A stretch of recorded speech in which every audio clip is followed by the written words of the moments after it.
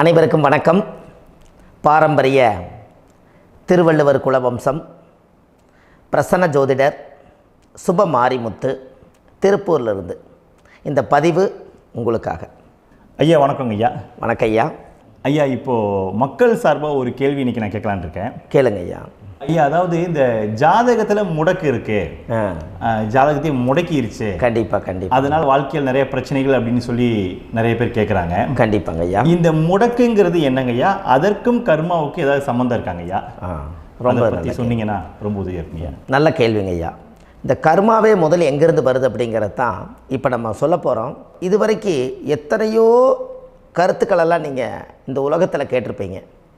ஆனால் இந்த பதிவில் நீங்கள் பொறுமையோடு இந்த கருத்தை ஒரு இனிமையோடு நிதானமாக கேட்டிங்கன்னா உங்களுடைய ஊழ்வினை கர்மா எங்கிருந்து உருவாச்சு, இதனுடைய இந்த கர்மானால் நாம் என்ன கஷ்டப்படுறோம், நாம் இந்த பூமியில் பிறக்கிறதுக்கு என்ன வரம் வாங்கி வந்தோம், நம்ம பாவ புண்ணியமெல்லாம் ஜாதக கட்டத்தில் போய் எப்படி எடுக்கிறது, நம்மளுடைய தோஷம்னு சொல்கிறோமே அந்த தோஷம் எப்படி கிரியேட் ஆகுது, நம்ம இந்த பூமியில் பிறக்கும்போது கொண்டு வந்த கர்மாவா, இல்லை கடவுளே நம்மளுக்கு ஒரு தண்டனையாக கொடுத்த கர்மாவா, இல்லை நம்ம இந்த பூமிக்கு வந்ததுக்கு அப்புறம் செய்த கர்மாவா, இது எல்லாத்தையுமே நம்ம பொறுமையாக கேட்கணும்னா கண்டிப்பாக இந்த பதிவை நீங்கள் பொறுமையோடு கேளுங்க. உங்களுக்கு இதில் ஒரு பெரிய ஒரு ரகசியம் ஒன்று அடங்கியிருக்குது. அந்த ரகசியத்தை தான் இன்றைக்கி இந்த உலகத்துக்கு அரங்கேற்றம் பண்ணுறேன். இந்த முடக்கு நம்ம ஐயா கேட்டதில் ஒரு அற்புதமான ஒரு விஷயம் என்ன அப்படின்னு கேட்டிங்கன்னா, முடக்குங்கிறது அந்த காலத்தில் பெரிய திறமையை கட்டி போட்டு வச்சுட்டா நம்மனால் அது இயங்க முடியுமா? முடியாது இல்லைங்களா ஐயா? முடியாது.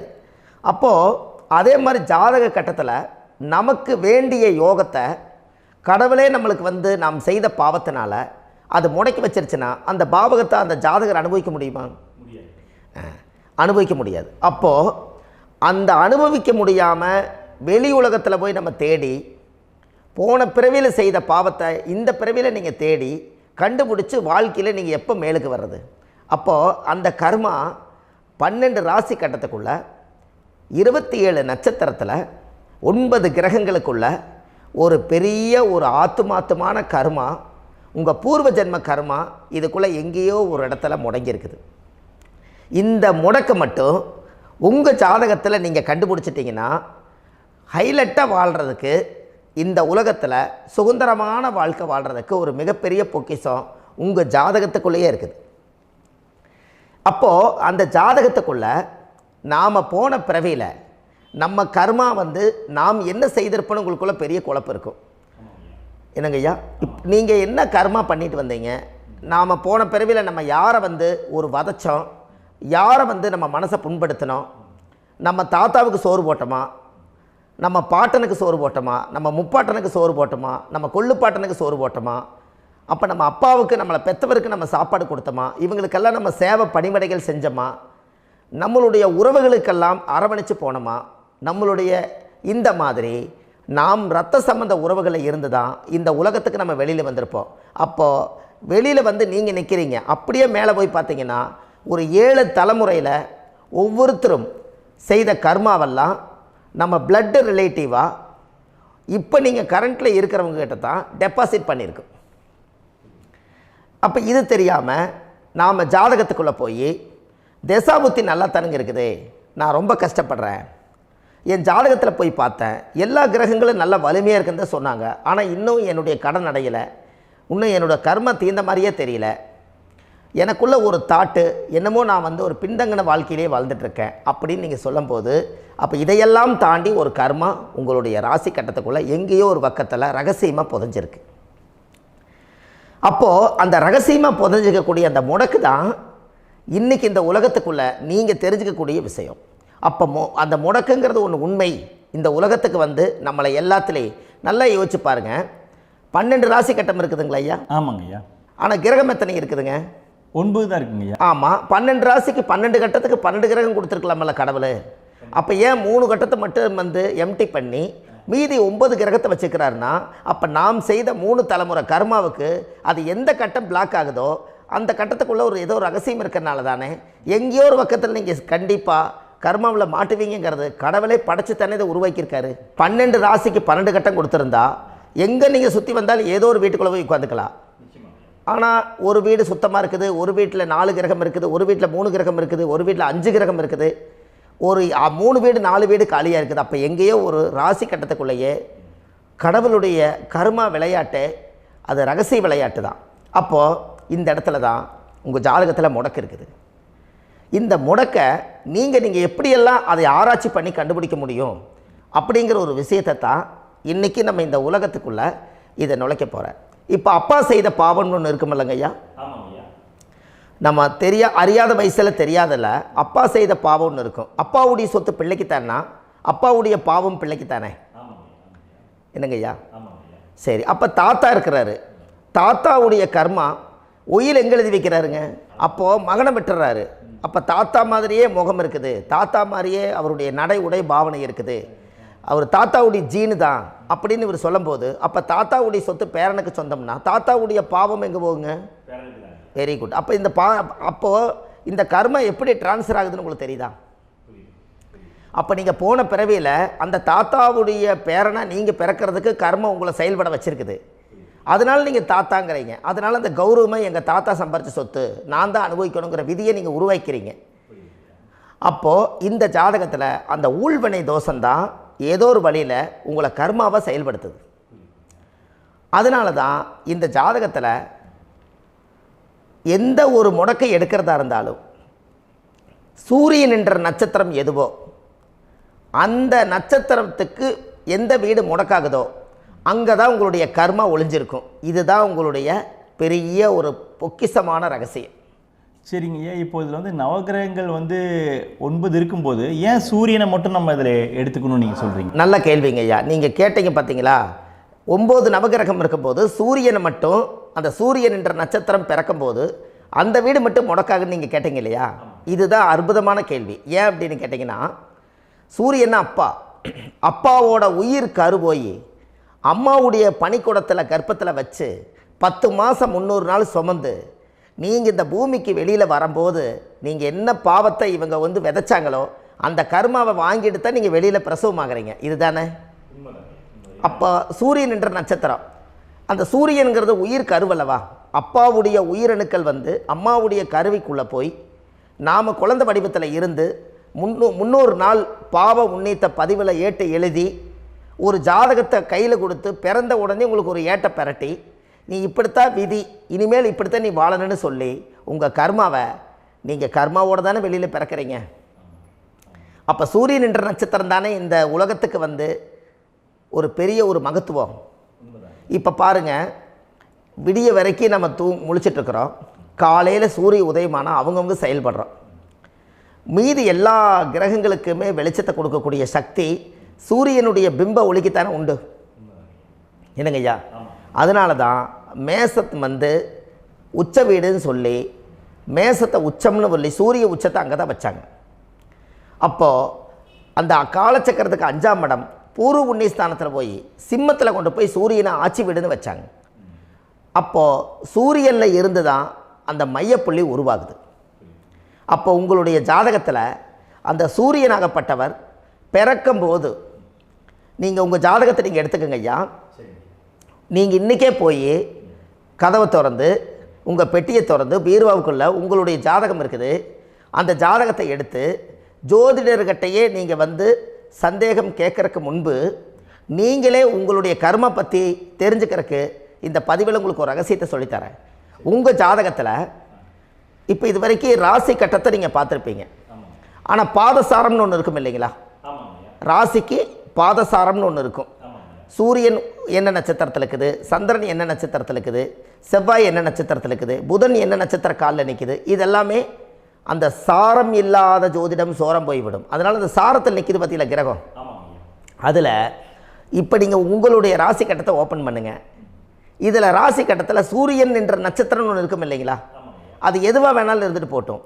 அந்த நட்சத்திரம் தான் நீங்கள் பிறக்கும்போது தாயுடைய கருவறைக்குள்ள கரு உருவான நட்சத்திரமே அதுதான்.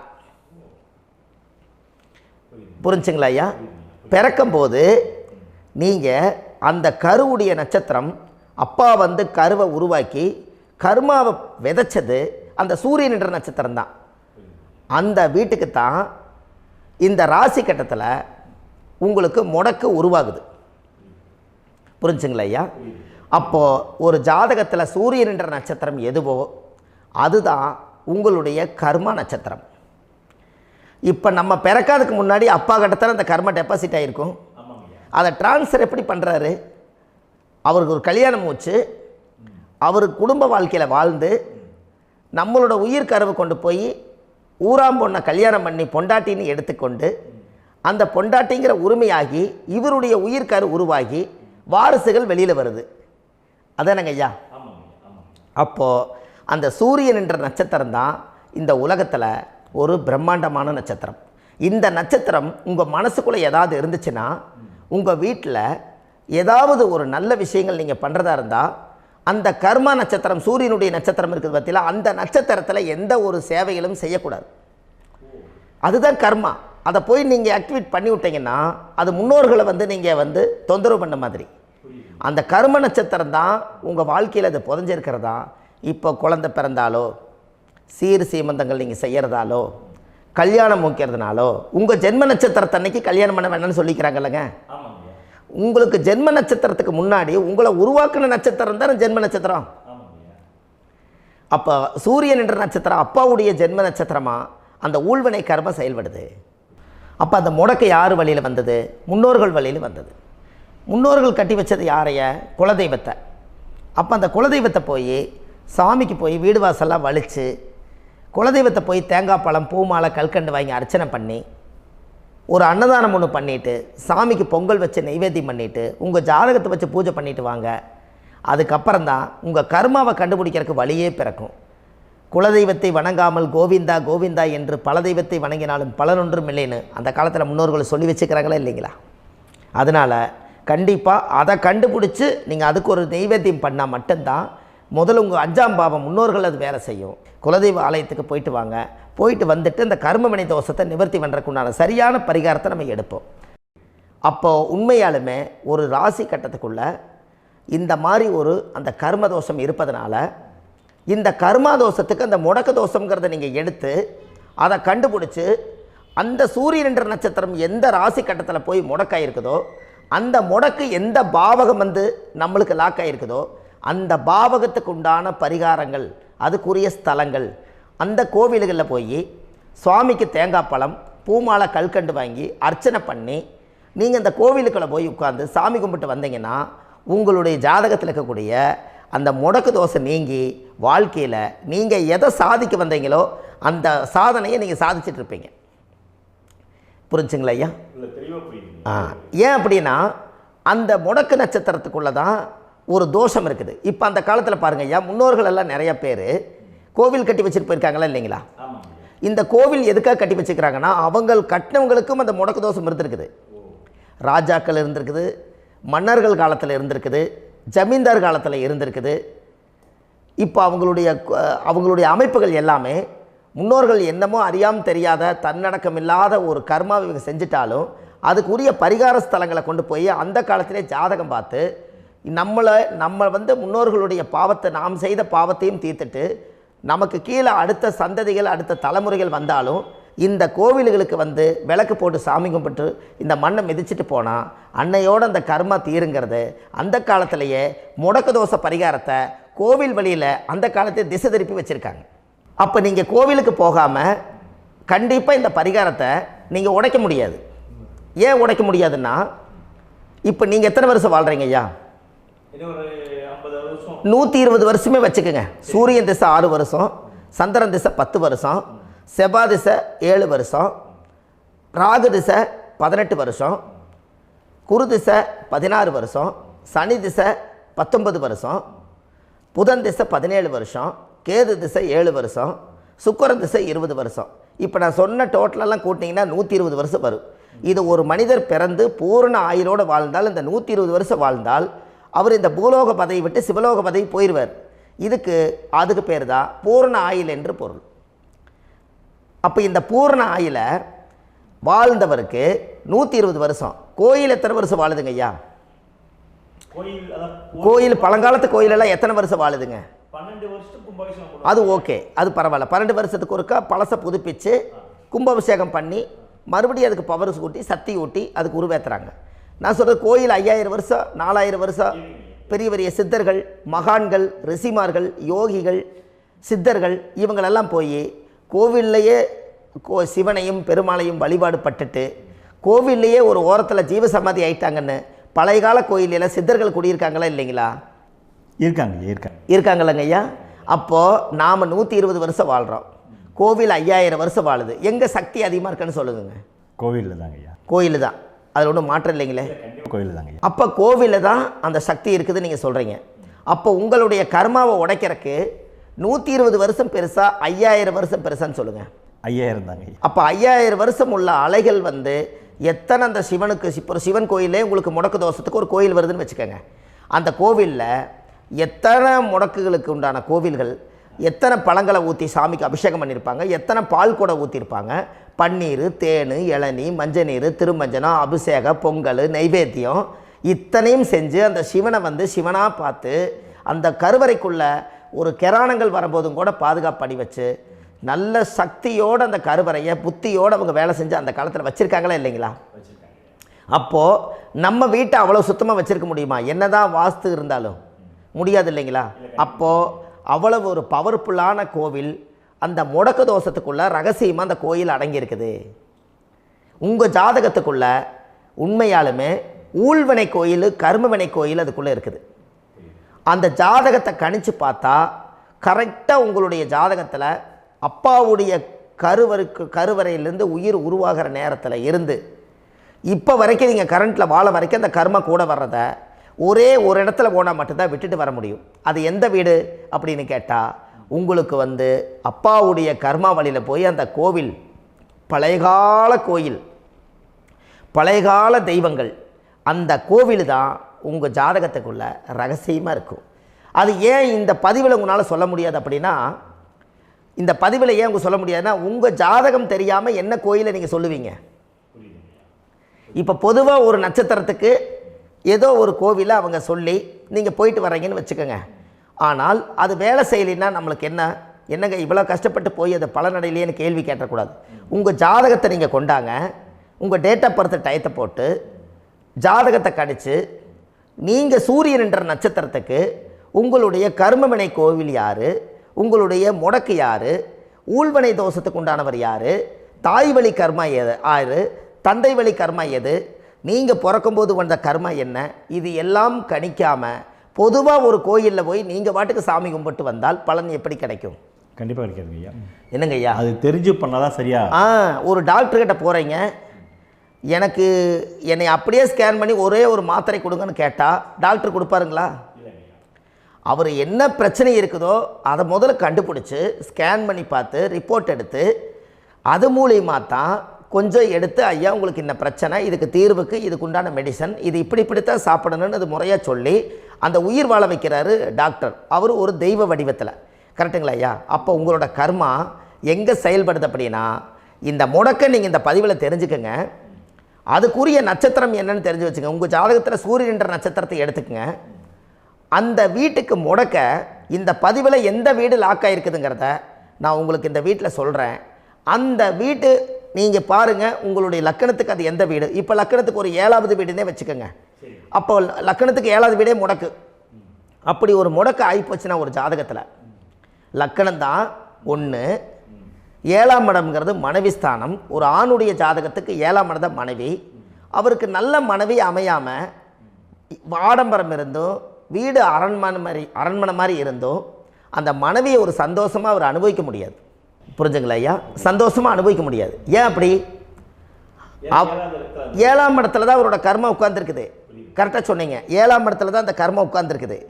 அப்போ அந்த 7ஆம் இடத்துல இருக்கக்கூடிய அந்த கர்மா போன பிறவியில் நீ மனைவிக்கு சோறு போடாமல் மனைவியை கட்டி வச்சு அடிக்கிறதும், மனைவியை துன்புறுத்துறதும், அந்த மனைவி இருக்கவே இன்னொரு வாழ்க்கைக்குள்ளே போகிறதும், இங்கே வாழ வேண்டிய தாம்பத்திய சந்தோஷத்தை கொண்டு போய் இன்னொரு இடத்துல கொடுக்கறதும், தெரிஞ்சிருந்தே நம்மளுடைய மனசுக்குள்ளே திருடுத்தனமாக வாழ்கிறதும், இது எல்லா கர்மாவும் போன பிறவியில் நாம் செய்த ஊழ்வினை கர்மா தான் உங்கள் ஜாதகத்தில் 7ஆம் இடம் முடக்கு. அப்போ அந்த 7ஆம் இடம் முடக்கா இருந்துச்சுன்னா கண்டிப்பாக உங்கள் ஜாதகத்தில் நீங்கள் என்ன அனுபவிச்சிட முடியும்? நல்ல நண்பர்கள் கிடைக்க மாட்டாங்க, நல்ல ஒரு பார்ட்னர்ஷிப் அமையாது, நல்ல ஒரு நட்பு வட்டங்களில் எதையும் அனுபவிக்க விடாது, ஒரு அங்கீகாரமான உறவுகளில் போய் நம்ம ஸ்ட்ராங்காக நிற்க முடியாது.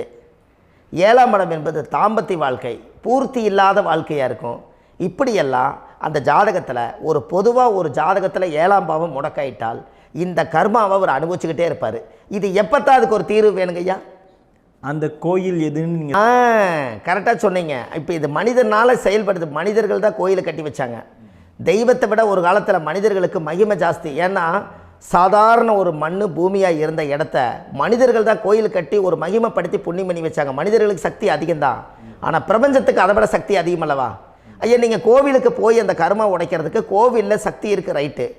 ஆனால் நம்ம வீட்டுக்கும் கோயிலுக்கும் ஒரு மிகப்பெரிய தொடர்பு என்னென்னா, அந்த கோயில் கட்டுறவங்க எல்லாமே பழைய காலத்து கோயிலெல்லாம் பாருங்கள், பஞ்சபூதத்தை வச்சு கட்டியிருப்பாங்க. பஞ்சபூதத்தை வச்சு தான் கட்டுவாங்க கோயில். அது உங்களுக்கு தெரியணும் இல்லைங்களா? பஞ்சபூதம்னா நீர், நெருப்பு, காற்று, பூமி, ஆகாயம். இந்த பஞ்சபூதத்தினுடைய சக்திகள் எல்லாம் ஒரே நேர்கோட்டுக்கு என்னைக்கு வருதோ அன்னைக்கு தான் அந்த கோவிலுடைய பாலக்கால் போட்டு 1000-2000 வருஷம் நிலச்சி நிற்கிறது. காரணம், இந்த பிரபஞ்சத்தில் பஞ்சபூதம் எப்படி நிலச்சி நிற்குதோ அதுபோல் 5000 வருஷம் நிற்கிறதுக்கு அந்த பஞ்சபூத சக்தி வச்சு தான் சாமி சிலையை பிரதிஷ்டை பண்ணி வச்சுருப்பாங்க. அதனால தான் இந்த கோயில்கள் எல்லாம் 5000 வருஷமாயும் எத்தனையோ கிராணங்களை எல்லாம் தப்பிச்சிருக்கிறதுக்கு காரணம். அப்பேற்பட்ட புண்ணிய ஸ்தலம் உங்களுக்கு எதுன்னு தெரியணும் அல்லவா? என்னங்க ஐயா? அப்பேற்பட்ட புண்ணிய ஸ்தலம் உங்களுக்கு எதுன்னு தெரிஞ்சால் தானே நீங்கள் போய் செய்ய முடியும், இல்லாட்டி கண்டிப்பாக தெரியாது. அப்போ இந்த முடக்கு தோஷத்தை கடவுள்கிட்ட கொண்டு போய் ஒப்படைக்கணும். நாம் பிறக்கும் போது கொண்டு வந்த கர்மாவை நாம் இருக்கும் காலத்தில் கொண்டு போய் இந்த கர்மாவை சுத்தப்படுத்தி, நீங்கள் பாவ ஆத்மாவை இந்த பூமியில் பிறந்து பூலோகத்தில் எல்லா புண்ணியத்தையும் செஞ்சுட்டு இந்த பூலோகத்தை விட்டு நீங்கள் போகும்போது புனித ஆத்மாவாக போகணுன்னா உங்கள் கர்மாவை கொண்டுட்டு போகாதீங்க, கர்மாவை நிவர்த்தி செய்யுங்க. என்னங்க ஐயா? அப்போ கர்மாவை சுத்தப்படுத்துங்க. கர்மாவை சுத்தப்படுத்திட்டு உங்களுக்கு பிறக்கிற குழந்தைகளுக்கு அந்த கர்மாவை டிரான்ஸ்ஃபர் பண்ணாமல் உங்களோட நில் பண்ணுங்க. ஒரு உதாரணம் சொல்லட்டுங்களா ஐயா? ஒரு காந்தம் ஒன்று இருக்குது இல்லைங்களா? ஒரு காந்தம்ங்கிறது ஒரு தாத்தாவாக வச்சுக்கோங்க. ஒரு இரும்பை கொண்டு போய் வச்சா ஒட்டு மோட்டாதா? அப்போ ஒட்டுனோடனே காந்தம்ங்கிறது தாத்தா, அவருக்கு பிறந்த வாரிசுக்கு அந்த கர்ம டிரான்ஸ்ஃபர் ஆயிருமா? சரி, இன்னொரு இரும்பை கொண்டு போய் வைங்க, ஒட்டு மோட்டாதா? அப்போ அது பேரனுக்கு வைங்க, பேரனுக்கு வந்துருச்சு அந்த கர்மா. இன்னொரு இரும்பை கொண்டு போய் வைங்க, அந்த காந்தத்துக்கு நேர் இன்னொன்று வைங்க, ஒட்டு மோட்டாதா? அப்போ அதை கொண்டு போய் நம்ம கொள்ளு பேரனுக்கு வைங்க. இப்படியே டிரான்ஸ்ஃபர் ஆகி தலைமுறையாக இந்த கர்மா தொடர்ந்துக்கிட்டே இருக்குது.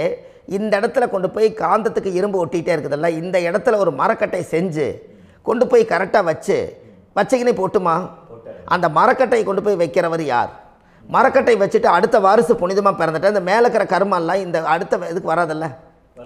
இதுதாங்க ஐயா கர்மா. தொடர்ந்து வரக்கூடிய கர்மாவை அதை நில் பண்ணணுங்கிறதுக்கு பேர் தான் இந்த உதாரணத்தை சொன்னவங்களுக்கு.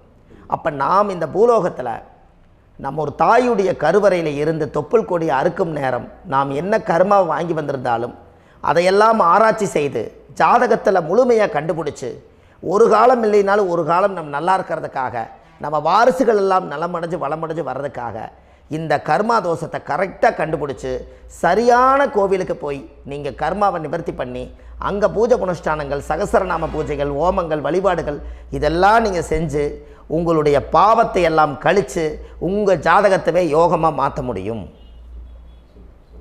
கண்டிப்பாக மாற்ற முடியும். ஏன்னா நம்ம யாரை நம்பி செய்கிறோம்? சரியான கடவுள்கிட்ட வழிகாமிக்க போகிறோம். அப்போ கடவுள் பொய்யாயிருவாரா? ஐயா நம்ம அதாவது அந்த காலத்தை சொல்லுவாங்க, சத்தியுள்ள சாமி கும்பிட்டு புத்தி உள்ள உள்ளே பெக்கணும்னு சொன்னாங்க. 16 வதபதன்னு பெக்கலை, எல்லாம் அறிவோடு பெற்றாங்க. அதனால் எல்லாமே தாய் தந்தைகள் பேச்சை கேட்டாங்க. அன்றைக்கி எல்லாருமே தாய் தந்தைகளுக்கு தூணாக நின்னாங்க. அப்போ அந்த காலத்தில் சத்தியுள்ள சாமி கும்பிட்டு புத்தி உள்ள உள்ளே பெக்கணும்னு சொல்லி அன்றைக்கி அறிவோடு பெற்று இந்த கர்மாவை ஆளுக்கு ஒரு கர்மாவை டிரான்ஸ்ஃபரை பிரித்து எல்லாரும் சுத்தப்படுத்தினாங்க. இன்றைக்கி நம்ம ஒரு குழந்தை 2 குழந்தை பெற்று வச்சுருக்கோம். அவங்களுக்கே இவ்வளவு கர்மா வந்துருச்சுன்னா இந்த குழந்தைகளுக்கு என்னைக்கு இந்த கர்மாவை போய் கண்டுபிடிச்சி நீங்கள் எப்போ சரி பண்ணுவீங்கன்னு. அப்போ இந்த வாழ்க்கையில் ஏதோ ஒரு பிரபஞ்ச சக்தி நம்மளை அறியாமல் என்னமோ ஒரு இயக்கத்தில் கொண்டு போய் விட்டுருச்சுங்களா?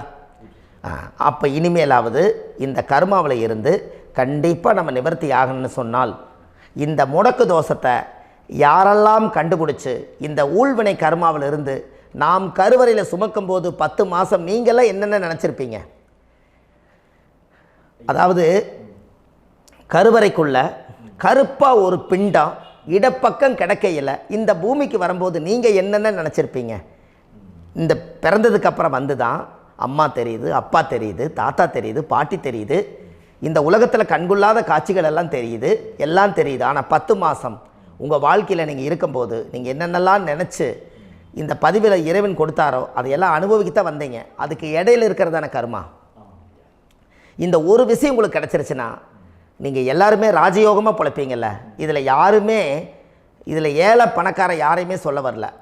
அவங்க பிறக்கும்போது புண்ணியத்தை பொறுத்து தான் போன ஜென்மத்தில் நம்ம என்ன புண்ணியங்கள் பண்ணி வச்சோமோ அந்த புண்ணியத்தில் இன்றைக்கி நல்லா வாழ்கிறாங்க. ஒருத்தர் கேட்டார், என் ஜாதகத்தில்ங்க எங்கூட படித்தவர் இடம் வாங்கிட்டார், வீடு வாசல் கட்டிட்டார், தொழில் பண்ணிட்டார், நல்லா இருக்கார், ஆனால் நான் இன்னும் அப்படியே தான் இருக்கிறேங்கன்னு ஒருத்தர் கேட்டார்.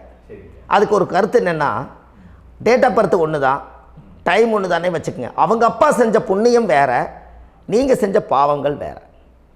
அவர் செஞ்ச புண்ணியத்தினால அவருக்கு எல்லாமே முன்னாடி கிடைக்குது. நீ கர்மாவெல்லாம் கழிச்சிட்டீங்கன்னா பின்னாடி கிடைக்க போகுது. இதில் மற்றவங்களை பற்றி வேற்றுமையாக நினைக்கிறதுல எந்த ஒரு இதுவுமே இல்லை. அப்போ ஒருத்தர் பார்த்து ஒருத்தர் வாழ வேண்டாம். உங்களுடைய சுய அறிவை வச்சு இந்த பூலோகத்தில் இந்த பூமியில் நீங்கள் 4 தெரிஞ்சு நல்ல விதமாக கற்றுக்கிட்டு இந்த உலகத்தில் சிறப்பாக வாழ கற்றுக்குங்க. அதுக்கு அந்த ஊழ்வினை தோஷத்தை கண்டுபிடிங்க. உங்களுக்குன்னு ஒரு முடக்கு இருக்குதுங்கிறத இன்றைக்கி நீங்கள் எழுதி வைங்க. அதை எப்படியாவது கண்டுபிடிங்க, அதை தேடுங்க. ஒரு முறை நீங்கள் ஜாதகத்தை கொண்டு வாங்க. அந்த ஜாதகத்தை கொண்டு வந்து உங்கள் பாவகத்தில் எத்தனாம் பாவம் முடக்காயிருக்குதுன்னு பாருங்கள். அந்த பாவகம் முடக்காயிருச்சுன்னா உங்கள் வாழ்க்கையில் அதிலிருந்து உங்களால் வெளியில் வரவே முடியாது, கண்டிப்பாக வர முடியாது. அதை நீங்கள் கண்டுபிடிச்சா மட்டும்தான் நீங்கள் மேலே வர முடியும். ஏன்னா நிறைய பரிகாரங்கள், பூஜைகள், யாகங்கள், ஓமங்கள் எல்லாம் செய்து வச்சும் கூட அந்த கர்மவினைக்கு உண்டான கோவிலுக்கு போய் அந்த 5000 வருஷ பழமை வாய்ந்த தெய்வத்துக்கிட்ட போய் நீங்கள் முறையிட்டு விளக்கு போட்டு உங்கள் கர்மத்தை எல்லாம் நான் நீ தான் தீர்த்து கொடுக்கணும்னு சொல்லி நம்பிக்கையோடு நீங்கள் போய் அந்த சரணாகதி அடையிறீங்க பாருங்கள், அங்கே தான் உங்கள் கர்மாவை எடுத்து விடுறாரு. அப்போ இந்த ரகசியம் உங்களுக்கு வேணுமல்லவா? அப்போ உங்கள் ஜாதகத்தில் எங்கே முடங்கி அதுக்குரிய கோவில்கள் எல்லாம் என்ன, அதுக்கு தான பரிகாரம் என்ன, அதுக்கு நீர் பரிகாரம் என்ன, யாத்திரை பரிகாரங்கள் என்ன, நீங்கள் வீட்டில் இருந்தே செயல்படுத்தக்கூடிய பரிகாரங்கள் என்ன, பரிகாரம் கோவிலுக்கு போய்த்தான் நடக்குமா, இல்லை நாம் வீட்டில் வச்சு வணங்குறதுனால நடக்குமா, நாம் செய்யக்கூடிய தர்ம பரிகாரங்கள் என்ன, தான பரிகாரங்கள் என்ன, இப்படி பல விதமாக இருக்கிறனால உங்கள் ஜாதகத்துக்கு எந்த மாதிரி பரிகாரம் கனெக்ட் ஆகுதுங்கிறது தெரியணும். இது தெரியாமல் கண்டிப்பாக உங்களால் செயல்படுத்துறது ரொம்ப கஷ்டம். இதனால் இதை நீங்கள் தெரிஞ்சுக்கணும்னா இப்போ நம்ம பாருங்கள், நீங்கள் அந்த தெரிஞ்சுக்கிட்டாலே உங்கள் வாழ்க்கையில் ஒரு டைம் தான் நீங்கள் தெரிஞ்சுக்க போகிறீங்க. உங்களுடைய கர்மா என்ன, நீங்கள் எங்கே செயல்பட்டு போயிட்டுருக்கிறீங்க, உங்கள் போகிற பாதை சரியா இல்லை அந்த பாதையில் முள்ளு கல் இருக்குதா, இது எல்லாம் உங்களுக்கு தெரியலனா இந்த முடக்கை கண்டுபிடிக்கக்கூடிய சக்தி வாய்ந்த இந்த கர்மாவை நிவர்த்தி பண்ணுறதுக்கு வழிகள் இருக்குது. அதனால் நீங்கள் கண்டிப்பாக இந்த முடக்கை தெரிஞ்சுக்கணும். இந்த முடக்கு ராசினா என்ன உண்மையாலுமே உங்கள் வாழ்க்கையில் நீங்கள் தெரிஞ்சு இனிமேல் உங்கள் வாழ்க்கையில் இதுவரையிலும் கர்மாவுக்குள்ளேயே கஷ்டப்பட்டீங்க, வழி தெரியாமல் கண்ணை கட்டி காட்டில் விட்ட மாதிரி இருந்தீங்க. இனி அப்படி இருக்க வேண்டாம். உங்கள் ஜாதகத்தில் 12 ராசி கட்டத்தில் 9 கிரகம் போகும், மீனி 3 கிரகம், 3 கட்டம் உங்களுக்கு எங்கேயோ ஒரு பக்கத்தில் 3 கட்டம் எம்டியாக தான் இருக்கும். கரெக்டுங்களா? அது இல்லாமல் ஒரு ஜாதகம் பிறக்காது. ஏன்னா 9 கிரகத்துக்கு 9 கணக்கு போட்டால் 3 கட்டம் எம்டியாக தான் நிற்குது. அந்த கட்டத்துக்குள்ளே எந்த நட்சத்திரத்தில், எந்த சாரத்தில், எத்தனாவது டிகிரியில், எத்தனாவது பாதசாரத்தில், எத்தனை வெகுளையில், எத்தனை செகண்டுக்குள்ளே இந்த கர்மா உள்ளே புகுந்து உங்களை செயல்படுத்துதுங்கிறத கண்டிப்பாக உங்கள் ஜாதகத்தை கொடுங்க. பார்த்து இந்த விஷயத்தை சொல்கிறேன், நீங்கள் அந்த இடத்துக்கு போய் நிவர்த்தி பண்ணிவிட்டு உங்கள் வாழ்க்கையில் கொஞ்சம் காலம் வாழ போகிறீங்க. பாருங்கள், பிறந்ததுலேருந்து 20 வருஷத்துக்குள்ளே இளமையாக வாழ்கிறீங்க, குழந்தையாக வாழ்கிறீங்க. 20லேருந்து 40 வயசுக்குள்ளே தான் உங்களுக்கு ஒரு பொண்ணை பார்த்து கல்யாணம் பண்ணி ஒரு கரு உருவாக்குறீங்க. அதுக்கப்புறம் 40லேருந்து 60க்குள்ளே குழந்தை பெற்று கடமை முடிச்சிடுறீங்க. 60 வயசுக்கு மேலே ரிட்டையர்ட் ஆகிடுறீங்க. இந்த 20க்கும் 60க்கும் இல்லாத 20லேருந்து இந்த 40 வயசுக்குள்ளே உங்களோட தேடல் என்னவோ அது வாழ வேண்டிய சுகபோகமான வாழ்க்கை எல்லாமே அந்த 40க்குள்ளே தான் இருக்குது. இந்த 40க்குள்ளே இருக்கக்கூடிய வாழ்க்கையை இந்த கர்மா தெரியாமல் காலத்தை வீணாக்க வேண்டாம். வாழ வேண்டிய வயசில் நீங்கள் வாழணும். அதுக்குரிய கர்மாவை நீங்கள் சுத்தப்படுத்துங்க. எப்படியெல்லாம் நீங்கள் சந்தோஷமாக வாழ்கிறீங்கன்னு எனக்கு ஒரு தகவல் கொடுங்க. வேறு லெவலில் நீங்கள் இருப்பீங்க. கண்டிப்பாக இந்த பதிவில் உங்களுக்கு நான் இந்த விஷயத்தை கொடுக்க போகிறேன். இந்த முடக்கு நட்சத்திரங்கள் என்ன அப்படிங்கிறத இந்த பதிவில் நீங்கள் ஒரு நோட் ஒன்று எடுத்துக்கோங்க, குறித்து வச்சுக்கோங்க. இதில் இருந்து அவங்கவுங்களுக்கு முடக்கு நட்சத்திரம் என்னங்கிறத இந்த பதிவில் நான் உங்களுக்கு கொடுக்குறேன். இந்த வீடு தான் அது முடக்குங்கிறத சொல்கிறேன். இதையெல்லாம் நீங்கள் தெரிஞ்சு உங்கள் ஜாதகத்தவே நீங்கள் முடக்கு எடுத்து கண்டிப்பாக உங்கள் வாழ்க்கையில் நீங்கள் நல்லா இருப்பீங்க. அதுக்கு ஒரு நோட் எடுத்து வச்சுக்கோங்க. இது வரைக்கும் கர்மாவை பற்றி நம்ம பேசினோம். உங்கள் ஜாதகத்தில் சூரியன் என்ற நட்சத்திரத்துக்கு தான் முடக்குன்னு சொன்னீங்களே, எந்த வீடுங்கிற ரகசியத்தை இன்றைக்கி நம்ம எல்லோரும் தெரிஞ்சுக்கலாமா? இத்தனை காலமாக நீங்கள் தெரிஞ்சுக்காத ஒரு ரகசியத்தை இன்றைக்கி உங்கள் ஜாதக கட்டத்தில் நீங்களே முடக்க கண்டுபிடிச்சி அதுக்குண்டான பலனை தேட போகிறீங்க. அந்த தேடல் தான் உங்களை கொண்டு போய் உட்கார வைக்க போகுது. ஒரு உதாரணம், உங்கள் ஜாதகத்தில் பாதசாரம் இருக்குது அல்லவா? அந்த பாதசாரத்தில் சூரியன் என்ற நட்சத்திரம், சூரியன் நின்ற நட்சத்திரம் பாதசாரத்தில் கரெக்டாக எடுங்க.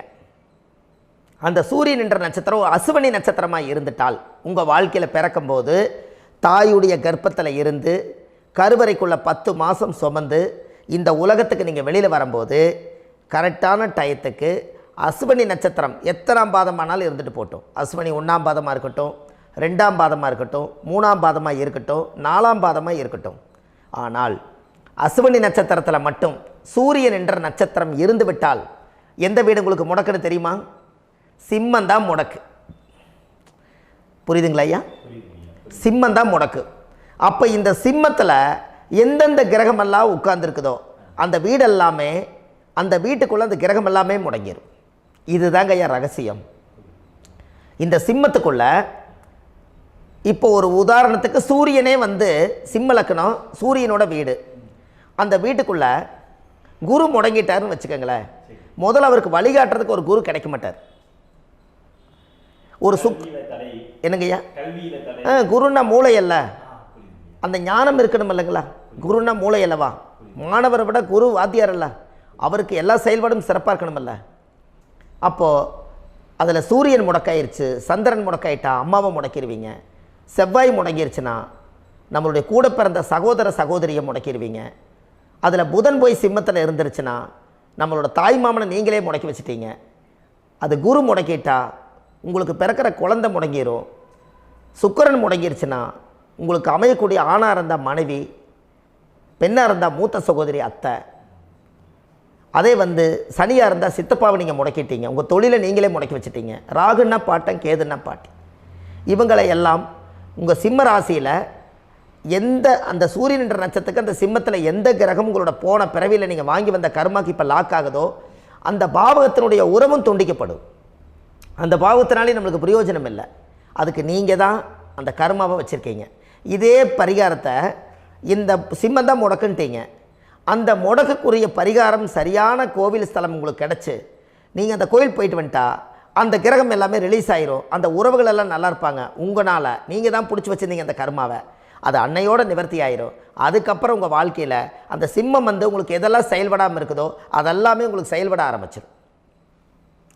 இப்போ ஏன் சூரியன் என்ற நட்சத்திரத்துக்கு சிம்மம் முடக்குன்னு இப்போ எடுத்தீங்கன்னு இப்போ புரியுதுங்களா ஐயா? இதுதான் உயிர் கருவில் இருந்து உருவாகும் போது அந்த காலத்தில் ராஜாக்கள், மன்னர்கள், சித்தர்கள், யோகிகள் இவங்கெல்லாம் வாழ்ந்த காலத்திலேயே அந்த பிம்ப ஒளியாக சூரியனுடைய மையப்புள்ளியை வச்சு தான் சூரிய உதயத்தை கண்டுபிடிச்சி சூரிய அஸ்தமனத்தை எடுத்திருக்காங்க. அப்போ சூரியனுக்குள்ளே தான் அந்த ரகசியம் புதஞ்சிருக்கும் போது தான் அதை அப்பான்னு ஒரு உறவை கொடுத்தாங்க. அதனால தான் அந்த உயிர் கருவை தன்னுடைய கற்பத்துக்குள்ளே போய் வச்சு அந்த அஸ்வினி நட்சத்திரக்காரர்களுக்கு இப்போ ஒன்றும் வேண்டாங்க, சூரியன் என்ற நட்சத்திரமே அஸ்வினின்னு வச்சுக்குங்க. அந்த அஸ்வினி நட்சத்திரக்காரே உங்களுக்கு ஃப்ரெண்ட் ஆகிட்டார், நல்ல நட்பாக வந்துட்டார், வாழ்க்கையில் ஒரு மனைவியாக வந்துட்டாங்க, இல்லாட்டி கணவனாக வந்துட்டாங்கன்னு வைங்க. என்னங்க ஐயா, முடிஞ்சது அவ்வளோதாங்க. கர்மாவே வீட்டுக்குள்ளே கொண்டு வந்துட்டீங்களேன்னு அதே உள்ளே வந்துருச்சலங்கன்னு. அப்போ போன பிறவியில் செஞ்ச கர்மா இங்கே வந்துருச்சலங்கன்னு. அப்போது அவங்களுக்கு நீங்கள் என்ன பண்ணுறீங்கன்னா சாப்பாடு போட்டு புண்ணியத்தை தேடி அந்த கர்மாவில் இருந்து ரிலீஸ் ஆகிறக்கு அவங்களே கண்ணு முன்னாடி நிற்கிறாங்க. அவங்கள மறுபடியும் துன்புறுத்துனீங்கன்னா மறுபடியும் கர்மா இந்த ஜென்மத்திலே எச்சாகும் இல்லைங்கன்னு. அஸ்வினி நட்சத்திரக்காரர் நம்ம கூட வேலைக்கு இருக்கிறாங்கன்னா அவருக்கு நீங்கள் சாப்பாடு போட்டு புண்ணியத்தை தேடுறீங்க, கர்மாவை கழிக்கிறீங்கல்ல. அஸ்வினி நட்சத்திரக்காரர் நம்ம கூட வேலைக்கு இருக்காரு, அவருக்கு சாப்பாடு வேணுங்கிற வசதியெல்லாம் செஞ்சு கொடுக்கும்போது போன பிறவியில் அந்த கர்மா தான் நம்மளை சுற்றிட்டு இருக்குது. அது வந்து நம்மக்கிட்ட முடங்கி இருக்கும், ஆனால் அது நம்மளை விட்டு போகாது. ஆனால் நீங்கள் அதுக்கு துரோகம் செய்யக்கூடாதுல்ல. அப்போ அந்த அஸ்வினி நட்சத்திரக்காருக்கு தான் உங்கள் வாழ்க்கையில் அந்த சூரியன் என்ற நட்சத்திரம் அஸ்வினியாக இருந்தால் சிம்மம் முடக்க இருக்கிறனால, சிம்மங்கிறது அரசாங்கம் அல்லங்க ஐயா, சூரியன் அல்லவா, சூரியன் அரசு பதவி அல்ல, பெரிய மனுஷன், மடிப்பு கலையாத துணி. அவங்க நீண்ட தூரம் பிரயாணம் பண்ணும்போது அந்த அரசியல் செல்வாக்கு, பேரு புகழ், பதவி, பூர்வ புண்ணியம், தலையில் கிரிகிடம், ப்ரமோஷன் எல்லாமே சூரியன் தானே. அத்தனையுமே முடங்கிருச்சே. அவருக்கு சாதாரணமாக அவங்களோட குடும்பத்தோட மட்டும் உறவு வந்து போச்சுங்களா? வெளி உலகத்தை சுற்றி பார்த்தால் இந்த உலகத்துக்கு இவ்வளவு கஷ்டப்பட்டு பேரு புகழை இருந்து என்னால் பதவியில் உட்கார முடியலையே, என்னால் அரசியல் பண்ண முடியலையே, எத்தனை பேருங்க. அப்போ இந்த கர்மா தானே அடியில் உட்காந்து தோண்டிகிட்டு இருக்குது குழிய. அப்போ இது கொஞ்சம் நல்லா இருந்தால் நல்லா இருக்கும் அல்லவா? அப்போ இனிமேல் அப்போ சூரியன் என்ற நட்சத்திரம் அஸ்வினியாக இருந்தால் சிம்மந்தான் முடக்கு. அந்த முடக்கை கண்டுபிடிச்சி அதுக்குரிய பரிகாரங்களை தேடி நீங்கள் வாழ்க்கையில் வெற்றியாகுங்க. அதுக்கு ஜாதகத்தில் அதுக்குரிய அந்த கிரக நிலைகளை அறிஞ்சு தான் கோவிலில் நீங்கள் கண்டுபிடிச்சி போக முடியும். அதனால் கண்டிப்பாக இந்த சிம்ம முடக்குங்கிறத மட்டும் மனசில் வச்சுக்கோங்க. அந்த சிம்மத்துக்கு கிட்டத்தட்ட எளிமையான பரிகாரங்கள் நிறைய இருக்குது. ஆனால் இந்த பதிவில் அவ்வளவும் கொடுத்தா குழம்பிடுவாங்க. அதனால தான் ஜாதகத்தை பார்த்து சரியான பரிகாரத்தை மட்டும் ஒன்று கொடுத்தா போதும், அவங்க லைஃப்பில் எங்கேயோ போயிடுவாங்க. கண்டிப்பாக செஞ்சுட்டு வருவோம். இன்றைக்கு அஸ்வதி நட்சத்திரத்தை பற்றி இவ்வளோ தூரம் நீங்கள் பார்த்தீங்க. அடுத்த பதிவில் பரணி நட்சத்திரத்தை பற்றி நம்ம நல்லபடியாக பார்ப்போம். நம்ம ஆன்லைன்லேயே ஜாதகம் பார்க்குறோம். உங்கள் date of birth, time, place கொடுத்தீங்கன்னா போதும், உங்களுக்கு ஜாதகத்தை கணிச்சு ஃபோன்லேயே உங்களுக்கு கர்ம ராசி கண்டுபிடிச்சி உங்களுக்கு உண்டான கர்ம பரிகாரத்தை சொல்லி உங்கள் வாழ்க்கையில் ஒரு வெளிச்சத்தை கொண்டு வர்றதுக்கு என்றைக்கும் உங்களுக்கு உறுதுணையாக இருப்பேன். நீங்கள் கண்டிப்பாக இந்த பதிவுகள் எல்லாம் இது உங்களுக்காகத்தான். இது அதிகாலை நேரத்தில் பிரம்ம முகூர்த்தத்தில் இந்த பதிவை உங்களுக்கு முழுமையாக சமர்ப்பணம் பண்ணுறேன். இதை இதை வழி நடத்தி இதைய எப்படியெல்லாம் இந்த முடக்கை கண்டுபிடிச்சி இப்படியெல்லாம் பேச வச்சு அழகு பார்க்க நம்ம முன்னோர்களுடைய ஆசீர்வாதமும், இந்த முடக்கை கண்டுபிடிச்ச குருமார்களும், அவங்களுடைய குடும்ப பாரம்பரிய வம்சாவளிகளும் எல்லாருமே நல்லா இருக்கணும். அதுக்காக இந்த நேரத்தில் நான் வந்து அடியேன் சுப மாரிமுத்தாக இருந்து திருப்பூர்லேருந்து இந்த பதிவை உங்களுக்கு நான் கொடுக்குறேன். கண்டிப்பாக இந்த முடக்கு கோயிலுக்கு, இந்த முடக்கு தோஷத்துக்கு உண்மையான பரிகாரங்கள், எளிமையான பரிகாரங்கள் நீங்களே வாழ்க்கையில் செஞ்சு ஆதிகால பரிகாரங்கள் உங்கள் மனசுக்குள்ளே இருக்குது. அதை செயல்படுத்தினா மட்டும் போதும், வாழ்க்கை எங்கேயோ போயிடும். கண்டிப்பாக ஒரு முறை உங்கள் ஜாதகத்தை அனுப்பி வைங்க, உங்களுக்கு நான் பார்த்து பலன் சொல்கிறேன். இன்றைக்கி நான் கொடுத்த பதிவுகள் எல்லாம் உங்களுக்கு ரொம்ப பயனுள்ளதாக இருந்திருக்கும். உங்களுக்கு இது வரைக்கும் எத்தனையோ கர்ம வினைகளை பற்றி தெரியாமல் இருந்திருப்பீங்க. இந்த பதிவில் நிறைய கேட்டு தெரிஞ்சுக்கிட்டீங்க. இதெல்லாம் வாழ்க்கையில் ரொம்ப முக்கியமான பரிகாரங்கள், எளிமையான பரிகாரங்கள். நேராக நீங்கள் கடவுளைத்தான் கெட்டியாக பிடிக்க போகிறீங்க. அந்த பரிகாரங்கள் எல்லாம் செஞ்சு அதிகாரமாக வாழ்ந்து இந்த பூலோகத்தில் நல்ல சிறப்பாக வாழ்கிறதுக்கு இந்த பரிகாரம் உங்களுக்கு ரொம்ப யூஸ்ஃபுல்லாக இருக்கும். கண்டிப்பாக இந்த பதிவை செய்யுங்க. நம்ம பாரம்பரிய திருவள்ளுவர் குல வம்சம், பிரசன்ன ஜோதிடர் சுப மாரிமுத்து, திருப்பூரில் இருக்கேன். 30 ஆண்டு காலமாக நம்ம ஜோதிடம் பார்த்து கொண்டிருக்கிறோம். இவ்வளவு காலமாக எத்தனையோ ஆயிரக்கணக்கான மக்களுக்கு நம்ம ஜோதிடம் பார்த்து வழிகாட்டி நிறைய மக்களுக்கு நிறைய சேவைகள் செஞ்சுருக்கேன். நிறைய கோயில் கட்டி வச்சுருக்கேன், கும்பாபிஷேகங்கள் பண்ணி வச்சுருக்கேன், அன்னதானங்கள் நிறைய பண்ணி வச்சுருக்கேன், புண்ணிய யாத்திரைகள் நிறைய போய் வந்திருக்கேன். மக்களுக்காகவே நான் உங்களுக்கு உழைக்க தயாராக இருக்கேன். இந்த ஜோதிடம் வந்து என்னுடைய ஒரு பாரம்பரியமாக, என்னுடைய அப்பா, தாத்தா, முன்னோர்கள் இதெல்லாம் எங்களுடைய குலத்தொழில் இது. அதனால் நாங்கள் பாரம்பரியமாக திருவள்ளுவர் குல வம்சம். வள்ளுவர் வாக்குன்னு யூடியூப் சேனலில் போனீங்கன்னா 1000 பரிகாரங்கள் கொடுத்துருக்கேன். அதுவும் உங்களுக்கு ரொம்ப யூஸ்ஃபுல்லாக இருக்கும். வள்ளுவர் வாக்கு அப்படின்னு போடுங்க, அப்படி இல்லைன்னா சுப மாரிமுத்துன்னு போடுங்க. இதில் பரிகாரங்கள் நிறையா கொடுத்துருப்பேன். கண்டிப்பாக இதெல்லாம் நீங்கள் சந்தித்து நீங்கள் ஒரு சப்ஸ்கிரைப் பண்ணி வச்சுக்கோங்க. நான் போடக்கூடிய பதிவுகள் எல்லாமே உங்களுக்கு நோட்டிஃபிகேஷனை வந்துடும். அதனால் நீங்கள் ஒரு சப்ஸ்கிரைப் பண்ணி வச்சுக்கோங்க. தினமும் ஒரு தகவல் உங்களுக்கு கொடுத்துக்கிட்டே இருக்கேன். இதெல்லாமே உங்களுக்கு ஒரு பெரிய சந்தோஷமான நிகழ்ச்சிகள். என்றைக்கும் உங்களோட நான் வாழ்கிறேன். உங்களுடைய குடும்பத்தில் நான் ஒருத்தராக இருந்து குடும்ப ஜோதிடராக நான் இருப்பேன். கண்டிப்பாக ஆயுளுள்ள வரைக்கும் உங்களுக்காக இந்த ஜோதிடத்துக்கு உழைச்சி உங்கள் குடும்பத்தில் ஒருத்தராக நான் வந்து ஒரு ரத்த உறவில் நான் வந்து இந்த பூர்வ ஜென்மத்தில் உங்களுக்கு நான் கடமைப்பட்டிருக்கேன். கண்டிப்பாக அடுத்த பதிவில் உங்களை நான் சந்திக்கிறேன். வாழ்வது ஒரு முறை, வாழ்த்தட்டும் தலைமுறை. நன்றி, வணக்கம்.